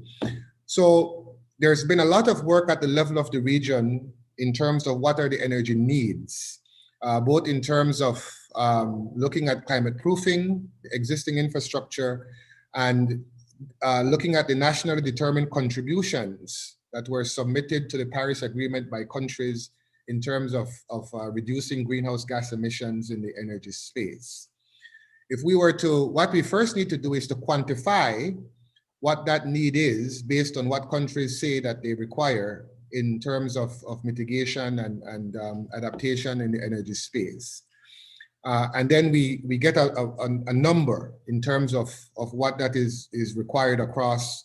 We can look at blocks like the OECS, and we can look at other countries, because the barriers are the same in so many of the countries that it would be efficient for us to deal with them at the same time by designing a project that can be implemented across all of the countries, rather than each country coming one at a time based on different expertise and capacities within the member state. So Gary talked about this idea of having a kind of a hub. And in a sense, maybe what we do need in some ways is to have a similar type hub, but on the role of trying to scale up energy investments and intervention, where we bring folks that understand the energy market, how to structure finance agreements, to crowd in the private sector. And so they provide that kind of financing expertise and guidance to CCRE, to SEDEMA, to the 5Cs, so that each country doesn't have to do this on their own. And that's what we see. Some countries that are better positioned and they have more experience, we tend to move a lot faster with those countries as it relates to structuring a project proposal at scale. For example, the center is currently implementing a $27 million Green Climate Fund project in Barbados that looks at water resilience and the energy nexus. And that project took a little bit more than 2 years to get from design to implementation. Now, a lot of the issues that Barbados is trying to deal with is very common to multiple other countries in the region. It would make a lot of sense for us to then use the experience that Barbados is now providing to be able to design a project at scale and programmatically across the region to access resources for intervention. Thanks a lot. Thanks a lot for that elaboration. A question on the Regional Energy Efficiency Building Code. What is the plan to disseminate the information from the regional level to the national level within each member state and then to the private sector? I'm not sure, Gary, if you are involved with this effort, but maybe you might want to speak to that, the Regional Energy Efficiency Building Code and the next steps in that regard. Yeah, so we recently had in collaboration with CrossQ, we recently had a webinar on the Quebec, as we call it, the Regional Energy Efficiency Building Code. And I'm aware that the CrossQ is actually developing in consultation with the countries to develop roadmaps for countries. So what I would suggest is that the participants can reach out to CrossQ to get further information on those roadmaps. I think they are actually operating in a few countries as a pilot, as a part of their roadmap strategy in terms of its rollout. But I think it's going to be covering the entire region eventually. But I believe they are going to be setting up some knowledge products and events around the Regional Energy Efficiency Building Code for the communication, for the information to be shared with member states and for the adoption of this particular code as persons and developers deploy in various projects across the region. Right. While I have you on, Gary, another question that is leaning in your direction. You mentioned about emphasis on partnerships, and it seems to one of our attendees that the smaller private sector stakeholders don't seem to play a significant role currently. So the question is, do you have any insights on what can be done, or what ways in which, as it were, the small man is not left behind, as you articulated? Well, one of the things I would encourage for them to do is participate in remember I'd mentioned in the Knowledge Hub, the community of practice. And I know CAREC has a similar area of persons having conversations within the technology space and understanding what is taking place in that space. But for the regional aspects, we intend to do the same so that as he refers to the small man, I don't want to call anybody small. We all have a wealth, and this is why human capital is so important for us. So that everybody will have an opportunity to interface and interact so that we can know where opportunities are and where the deployments are taking place so that we can participate in these initiatives. One of the things that I believe will be taking place in a number of member states, I think there is a pilot going on now in the integrated utility service model. And I believe there is participation room for small and medium enterprises to participate in deploying some of these services that the regulator and the utility will be looking at in terms of demand side measures, that is operating behind the meter of the electricity supply. And once that promulgates, I think there are going to be a slew of opportunities for small and medium enterprises to get themselves involved in. So they need to watch the space where that is concerned. I know Barbados is going to be a pilot project. I think Guyana is also participating. I believe Belize will be participating, and I believe Jamaica will be participating. So those are the countries going to be participating in the IOS, and I think the IOS under pilot, eventually once its robustness is tested fully, it will be rolled out to the rest of the region once they are bought into the idea. Great. A question, I think, to all of the panelists as we move to a close, before I ask you to do some closing remarks. I think you've all made mention of the critical role of data, information, knowledge management.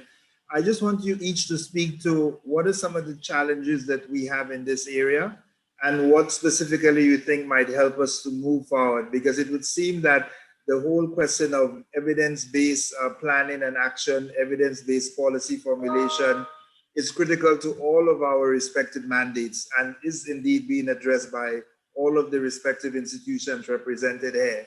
So if you could just speak to what are the specific challenges in that area and how best you think these could be overcome, as it clearly is critical for our success in respective fields.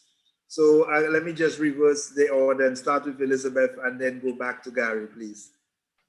Yes, thanks so much for the question. So I think in this regard, it's really about risk analysis for the sector, and very importantly, getting a better scientific handle on the future risk. This is my perspective.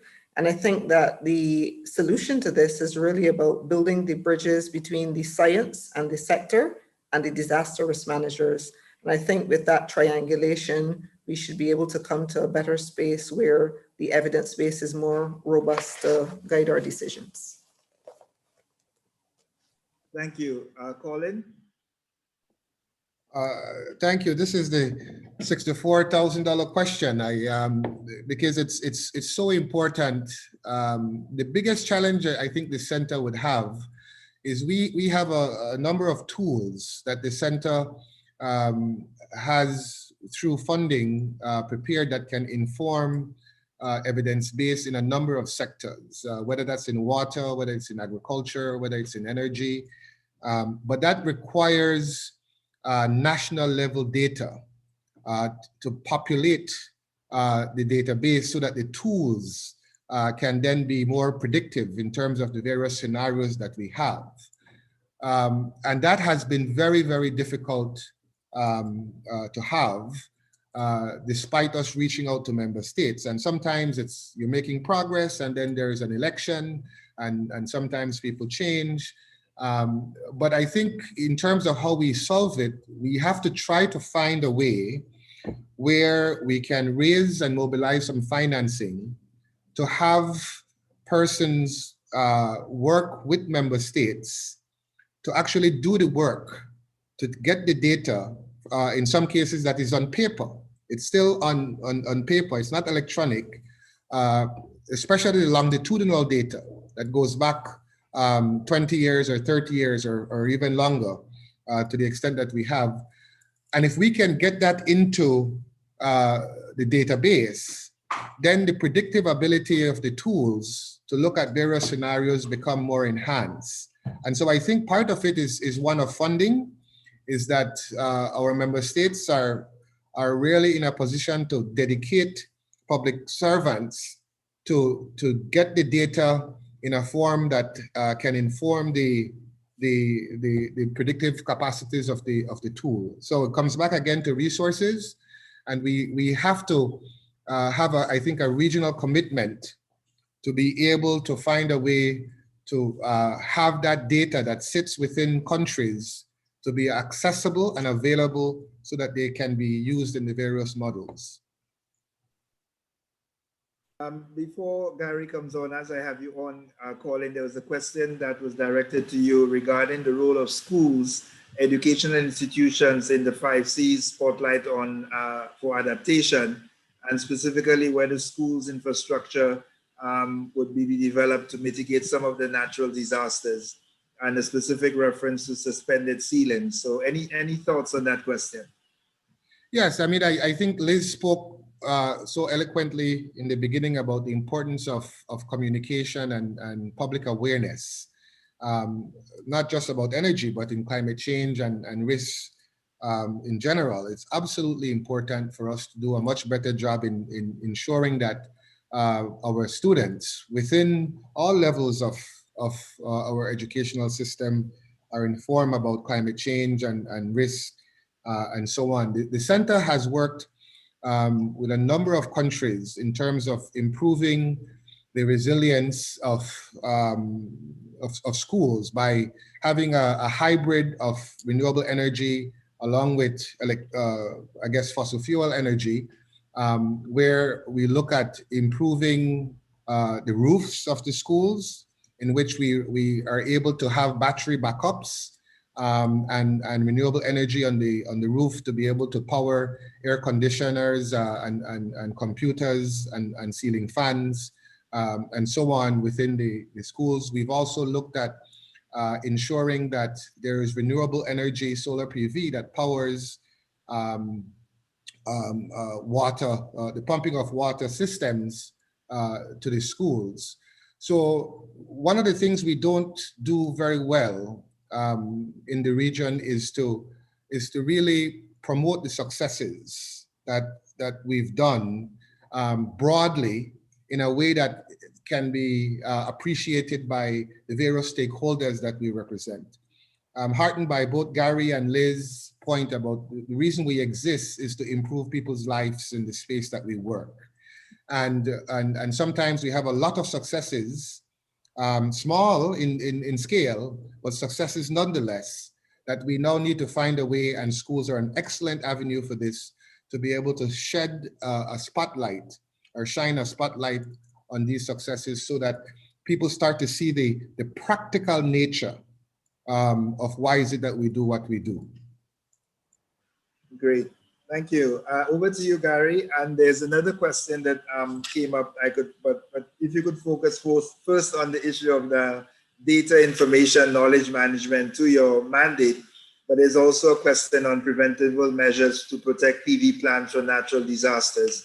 But you could maybe address that as a secondary point. Thanks.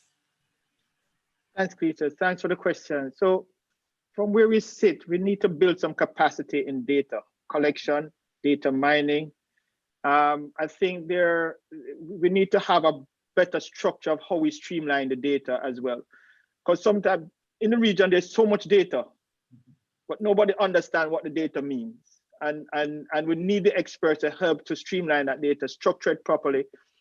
Sometimes when you even, Colin mentioned about, getting data from member states and you don't get the data in time. So sometimes it becomes, even the data collection process becomes almost an additional task for persons within the sector. You don't want that to be the case. You want it to be a part or innate to their ability to drive the transformation that we so seek. So one thing that we have been thinking about, do we make it web-based? Do we make it such that it's easy for them to upload on a regular basis so that so the information can be streamlined and then the outputs can literally get back out to them so that they can make these informed decisions. But I think there's a lot of capacity issues, and we need to start building capacity in the region regarding data collection and data mining, and for them to understand what the data means as they collect this data as well. And I think, again, this is an area that I believe the youngsters should get involved in their member states to understand that capacity that is required and to be a part of that solution as well, to work with data that is required for us to make those informed decisions. Great, thank you. And any thoughts on PV resiliency measures? As I'd mentioned earlier, CDB had worked with a consultant to develop a standard for resilience in PV infrastructure, typically for those, I think, both ground mounted and roof mounted. I think that is something that I believe they will be circulating. I would need to reach out to them to find out if it has actually been circulated across the member states. I know that consultation, I think, ended last year. I think last year, 2019. I think it had ended. I think they must have a document prepared. One of the things I can say is that we are looking at how we can deploy PV for energy access and for shelters, and we want to work with SEDEMA with that. But obviously, those shelters, through a vulnerability assessment, will have to be assessed to see if those shelters are actually safe havens if there is an event. So we have to find a mechanism of, if we are going to deploy this PV system at the shelter, if we do a quick uninstall and then install after the event, and actually train persons to do that if the system can't withstand. Because a lot of times we speak about designing for category 5. I always tell people you cannot design for category 5. Category 5, as Liz mentioned, is catastrophe. You need to find out how you're going to plan for that catastrophe. You can go up to category 4 and category 3, but category 5 is anything way above 175 or so miles per hour. Liz can correct me, but it's a very high number. And with that is devastation. So we just have to be mindful as we navigate this resilience space, that we, as Liz mentioned, we have to define it clearly and understand what it means for us. And that is what we build into the system going forward. Okay, thank you, Gary. So Colin, you have a thought to share? I see you. Yes, and I think I just maybe want to sort of wrap this in a broader context, because while today's discussion is about energy, it was Gary that shared the Sustainable Development Goals at the beginning, because energy obviously is a nexus, is an enabler that allows us to achieve a number of the Sustainable Development Goals. And that context is very, very important, both in terms of all of the other things that are important to member states, whether it's poverty reduction, whether it's ensuring that there's water and employment, and the whole 9 yards as it relates there. I think one of the key in terms of looking at resilience over the long term is that there's a number of parallel interventions in very different spaces that, if we do them, helps to improve the resilience of the whole sector, the whole country over time. And one is, for example, the whole ecosystem-based adaptation activities.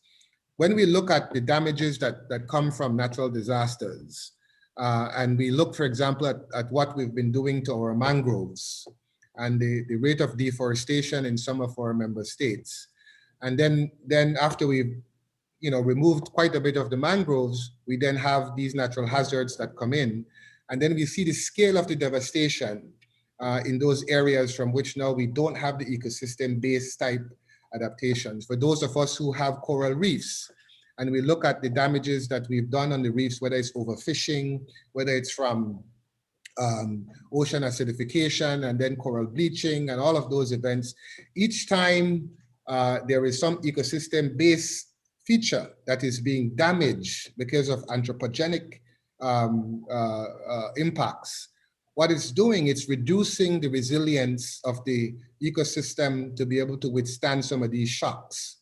And so while we're dealing with energy today, we can't forget that there is a broader context that we also have to look at resilience, and Liz's point is right on point on that.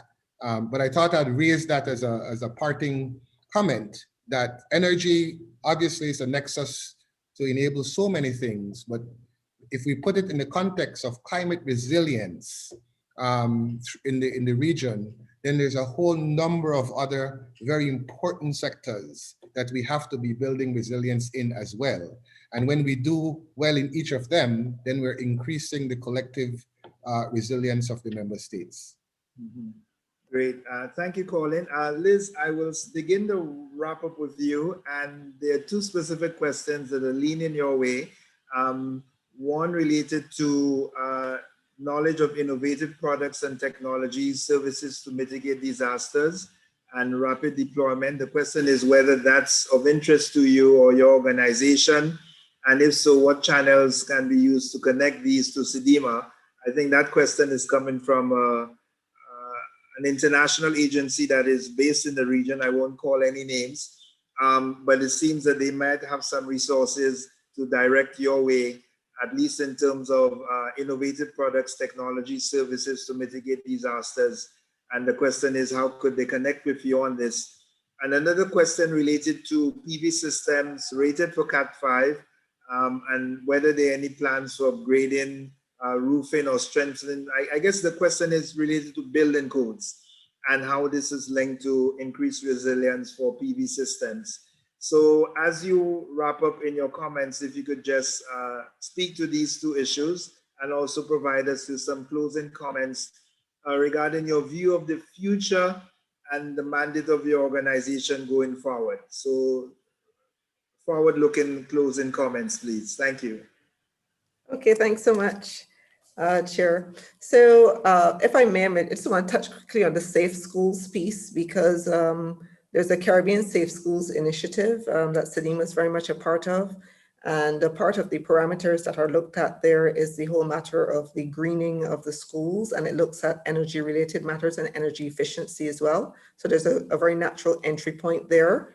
And probably that's something, Gary, we can talk a little bit more about offline in terms of the partnership between the institutions and how we might be able to strengthen that. So I want to get that in. On the ICT side, absolutely, ICT is one of the cross-cutting things for the CDM strategy. Personally, I'm very passionate about how we can better use the technology. And I think in some ways, if you can even say this, COVID has been a bit of a good thing because it has forced us, shoved us, I have to say, a lot of us, whether willingly or unwillingly, in the direction of how we are better using the technology. And so this year, for example, we have had put arrangements in place for doing remote control, remote support to our states, technical support to our states, because we might not be able to get in if the COVID numbers are too high. Also looking at promoting the use of drone technology to support damage assessments if you can't go into an area where there's COVID clusters, etc. So absolutely, there's a broad space for this, and we are very open to ideas, and we've been discussing ideas on this as well, and certainly a direct reach out to me here at CDEMA would be appropriate. I know we have CrossQ online, and I know CrossQ's rep had indicated some information there about training that they're rolling out with respect to the energy standards that were done related to the building. But CrossQ is also leading the process related to the relook of the building code for the region. And that's very much an active conversation between CDEMA and CrossQ as well, just to answer that last question. So I wanted in the closing comments then, maybe just to say three things. One is really to reiterate this point on the resilience. I can't say it enough. It has to really be a default part of the conversation we're having on the development of the energy sector. Two is really about looking at the diversity of the hazards. We can't limit ourselves in terms of the hazards that we're considering, because we're vulnerable to so many hazards, and the priority hazards vary as you move from state to state. So you have to look at it through that lens. And the third part is really about looking at the whole area of recovery, because for me, energy is so critical to recovery. You have to have your energy sector back up and functional if you're talking about rebuilding livelihoods, rebuilding the economy in the aftermath of events. And this is why resilience in the energy sector is so important. And we're right now moving forward with elaborating our Caribbean Resilient Recovery Facility. And part of that facility, we're going to be tapping into our partners as well in terms of how we're accessing technical expertise for states to guide them on their recovery processes. So we're really happy to have been a part of the discussion. Thanks again for the invitation, and I've really enjoyed being able to converse with my colleagues and to entertain the questions from the participants as well. Thank you. Thank you. Thank you so much, Liz. A pleasure to have you. Over to you, Colin, and I'll leave the last words for Gary. Thank you. I would want to, in many ways, second what Liz just mentioned in terms of thanking you and Carolec and CARICOM Secretariat for putting together this very important panel.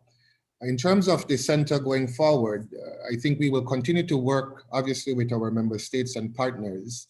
And one of the big areas I do believe that there is space for innovation and there is space for scale is for us to look at this programmatic approach in the energy space, to design projects that can look at both the mitigation and adaptation, and to find ways to align what countries are submitting to the Paris Agreement in their nationally determined contributions, to try to get a handle of what is going to be required in terms of financing to make a difference in the member states.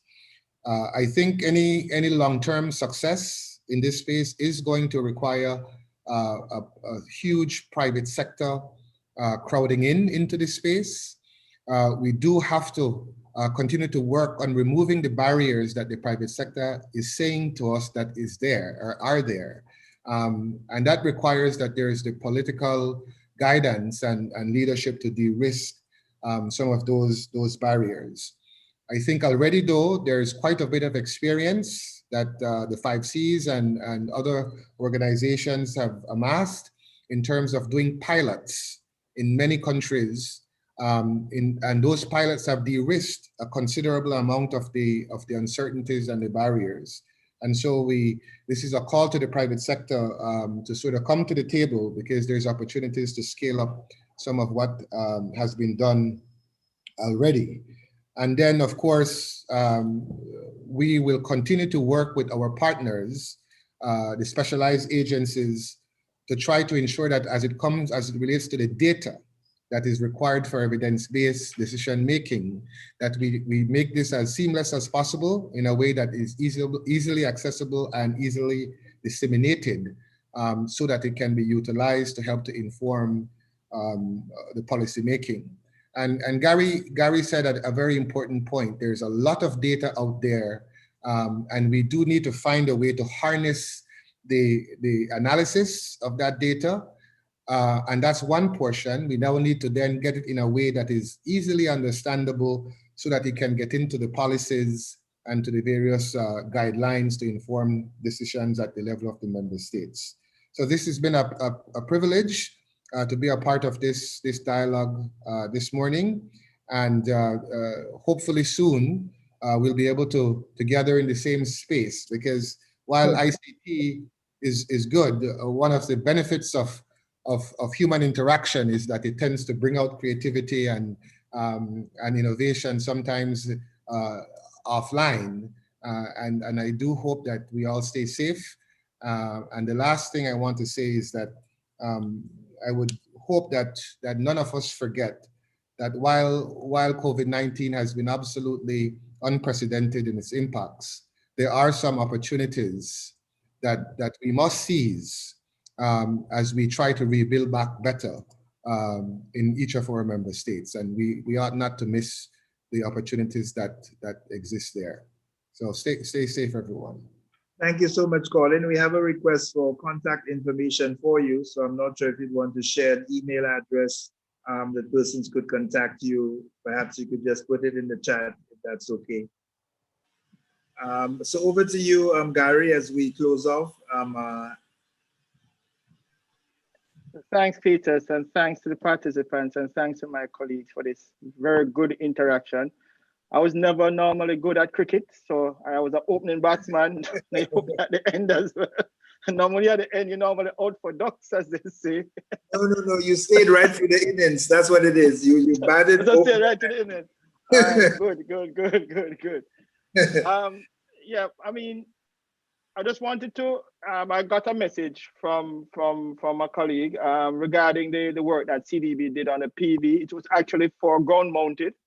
Says utility scale. So in terms of that standard that they've established, so just letting everybody know that. Important to know about any infrastructure that you put in on the supply side. You know, you may strengthen your transmission and your distribution and your supply, but remember the demand is also a part of the mix. And if your demand is weak, which we have seen a lot of residents who do not have a good infrastructure in place, if that goes, then your system has collapsed. There's no way to get power to these individuals. So, you know, resilience speaks to everything around us. It's infrastructure, it's our people, it's our ability to communicate, it's our ability to receive, it's our ability to cooperate. So I want to just leave the participants and my colleagues about, you know, recognizing why we're doing this is about the people. And the people are a part of the solution. All of us here and who are not participating in this event is a part of the solution. And we have to build that capacity within to ensure that persons can become more resilient in this transformation. It is the people who the resilience resides in. It's them that the resilience resides in for infrastructure resilience to come about. Cooperation is critical. Colin mentioned it, Liz mentioned it, Cletus, you mentioned it, Devon, when he was on, initially mentioned it. This cooperation is so critical. You know, when you look at CARICOM member states as a population, 18 million people. World population, about 7.2, 7.6 billion. What the 18 million persons have demonstrated so far regardless of what has been said otherwise, we have been doing a good job versus the rest of the world with this COVID-19 management. And I think it's something we need to clap ourselves on. Clap yourselves. What we need to do is further demonstrate how good we are in saving lives and demonstrate to the world that we have the capacity to turn this thing around. That we at 2020 can make 2021 a better year than 2020. And no, there might be the naysayers, but I believe we have the solution within our member states. And we just need to work together, plan, execute that plan to deploy, to meet the needs of every man, woman, and child. Thank you very much, Cletus. I really appreciate this intervention. And as Colin said, keep staying safe, be vigilant, pay it forward. Look after your brother and sister. God bless. Thanks. Thank you. Thank you so much, Gary, and all of our panelists, Dr. Devon Gardner, who kicked us off, Ms. Elizabeth Riley of CDEMA, Dr. Colin Young. And behind the scenes, this would not have been possible without the extremely diligent work of Ms. Nadia Mohammed of the CARICOM Secretariat Energy Unit, and also Ms. Nikita D'Souza of the CARILEC Secretariat handling the IT and the platform. Many thanks to Nikita and Nadia for your behind the scenes work. And again, thank you to our attendees first and foremost, last but not least, I should say, for being with us. Thank you for your questions and for your time and interest in this area. And we hope that you'll continue to engage with the work of the regional institutions, provide support, suggestions, advice, and critiques where necessary so that we could further improve our execution of our respective mandates towards the benefit of the people of the region. Thank you all. Continue to keep safe and well. And I wish you a productive and pleasant rest of today into the weekend. Thank you. Thank you all. Oh, Devon is there. Thank you. No, great. Thanks. Excellent. We're good. Thanks.